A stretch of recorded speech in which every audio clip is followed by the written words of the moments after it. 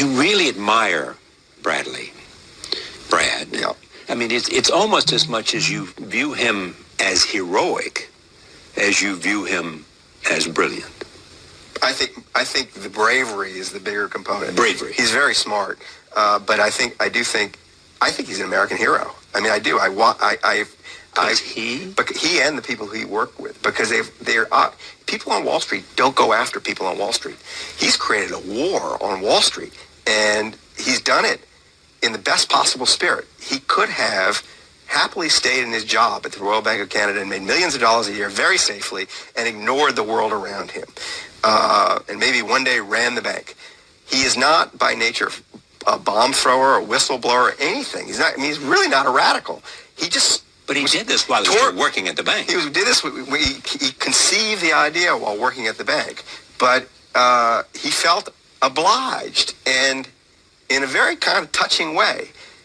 And he's smart enough to know just how ostracized he might be if he went out on this crusade. I mean, he had to make the decision in his mind that if this doesn't work, I have to assume I'll never work on Wall Street again.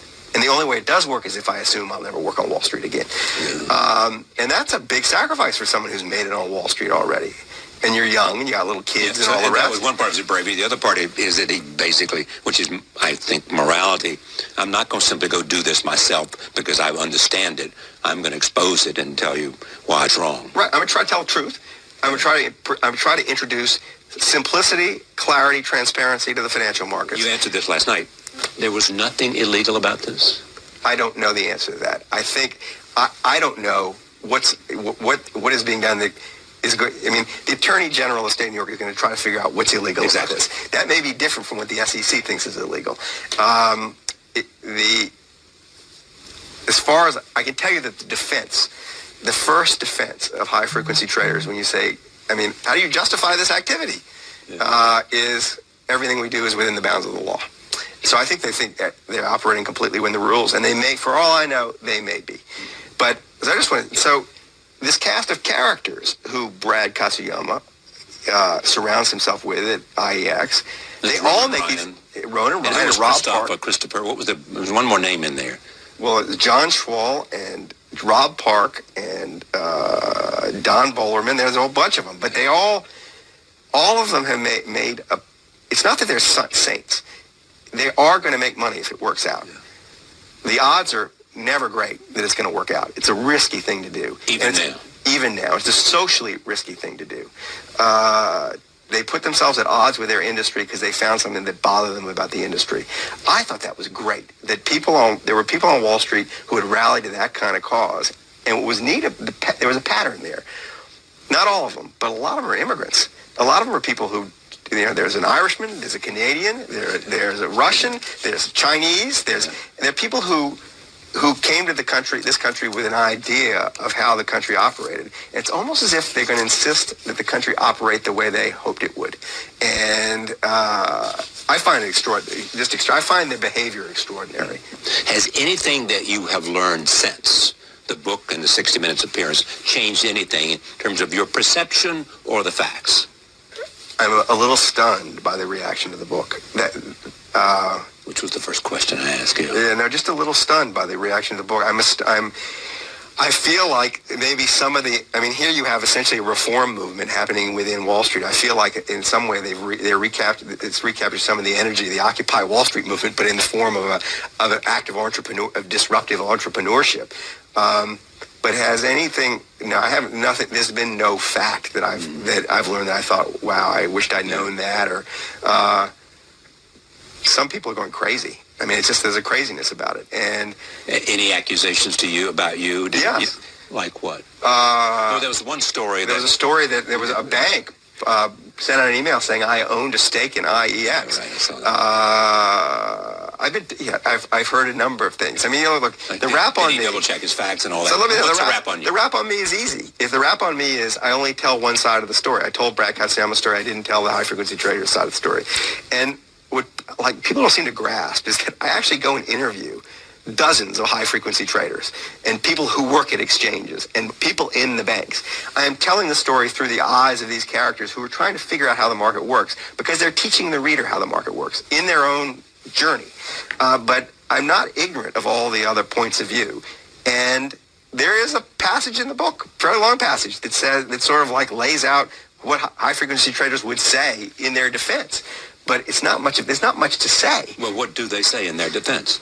Everything we do is within the bounds of the law. Yes, that. We add liquidity to the market. Right. When you hear a Wall Street person say liquidity, you should run for the exits. I mean, it's just like, what does it mean? What does it mean? What they do is they add volume to the market, but a front runner adds volume to the market. He buys from someone and sells to someone else, doubles the market, the volume in the market. We narrow spreads, which is, between the bid and the ask in the market. So they used to be much bigger, and now they're smaller, which is an indication of liquidity. But it's a deceptive claim, because what really now spreads is the technology that enables spreads to narrow, and the market's an illusion. It's not, the spreads aren't the spreads. You go to act on the market and it moves. But so it's not like I don't know all the other sides of the story. I'm just trying to present the true side of the story. This isn't an on the one hand, on the other hand story. Exactly. Okay. It isn't. I mean, no sane person would walk into this and say there are two sides to this story, and the other side is very compelling. The other side is not that compelling. There's a lot of predatory activity going on in the stock market. This guy went and figured it out and demonstrated it in all kinds of ways. It's breathtaking. You should know this. Yeah. There are two questions that come out of that. One, the point I raised earlier, is it much more widespread than just simply what we're talking about here in terms of the rigging of the U.S. financial system and Wall Street, in terms of how people can influence results, certainly in ways that give them a decided advantage that may be illegal. Well, leave legality off to one side. Okay.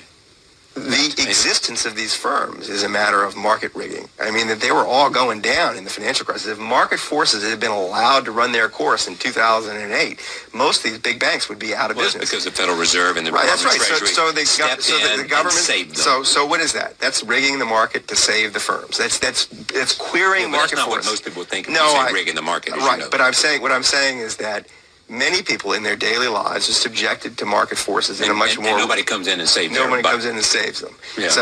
But at the same time, those who did it, Guyton's got a new book coming out called Stress Tests, which is going to be his side of what he did. Yep. And the argument will be, we saved the financial system. You may be and right. we had to do that in order to benefit everybody, because if the financial system had collapsed, we would have all gone down, you, me, and everybody else. You may be right. Especially people...